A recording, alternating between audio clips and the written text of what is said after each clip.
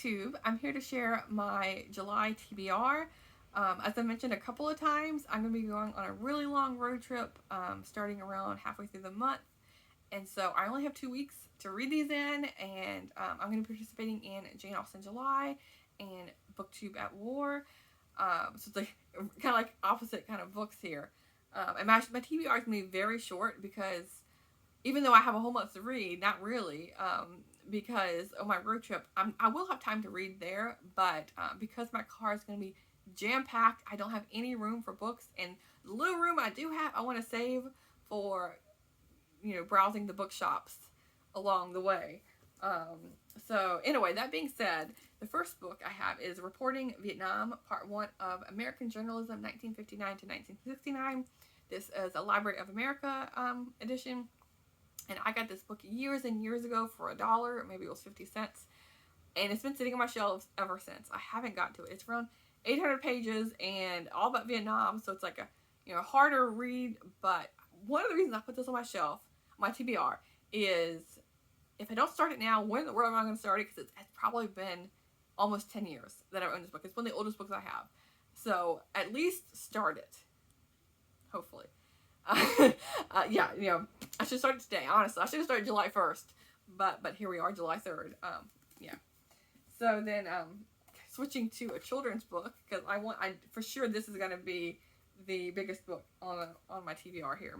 We have The Perilous Road by William O. Steele. I feel like I've read a couple books by this author, but this is a Newbery Honor book, and I'm trying to get through all my Newbery books, and I saw this one. It was about Chris Brabson, who hates the Yankees, and I guess he's fighting for the Confederate side. He's like a young boy who gets pulled into the war. Here's the cover here. And then I have, I'm not exactly sure if this fits the bill of Booktube at War, but I'm trying to pull books from my shelves here. So we have Speaker for the Dead by Orson Scott Card, and this is like a sci-fi space battle stories, like terrible war. There's people that have disappeared, and a powerful voice arose, the Speaker of the Dead, who told the true story of the Bugger War. So yeah, in a way, I have no idea. I think it sounds like it's part of the Ender's Game series, whatever that is. I've only read this is at the top here. The sequel to the Hugo and Nebula Award-winning Ender's Game. So maybe I should read Ender's Game first and then read it. I read Ender's Game, I read it in high school. I think I read it a couple of years ago, 3, 4, 5 years ago, something like that. But it's not fresh in my memory at all. But yeah, hopefully this will just catch me up right away and I don't have to worry about it. And then, speaking of rereading, I have The Killer Angels by Michael Shara. I've only read this one time, and I got this from a little free library back when I was living in North Carolina, and I brought it all the way over here to Oregon with me, so it's time for me to read this book again. And I really like this book. It's all about Gettysburg, and it gives you all the different people's perspectives, the different generals and some of the leaders, and it's just a really, really good book. And then going to my Jane Austen July picks, I think the group read is Northanger Abbey, so I'm going to be reading that one. I read that one. It's one of the first, not the first, I read Pride and Prejudice first, but I think it's my second or third book that I read by Jane Austen. So it's been a really long time since I read it, and I remember really liking it.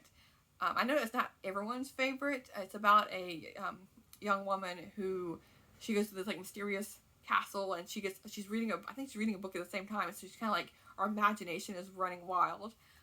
But yeah, I really like that one. So looking forward to giving that a reread. And then as far as books from my physical shelf, I have a couple of books that are inspired by Jane Austen. So we have the Austen series, Central Park by Deborah White Smith.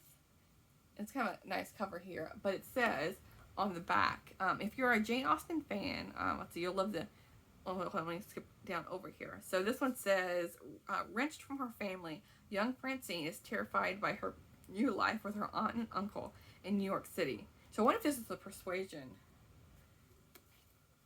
retelling. But yeah, I wish they told you somewhere on the front here. It would make it easier to, it gives you a whole cast of characters.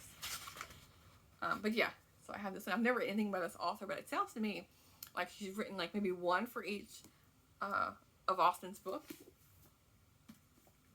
Then we have Debating Darcy by Sayantani Dasgupta. And it's like a YA story.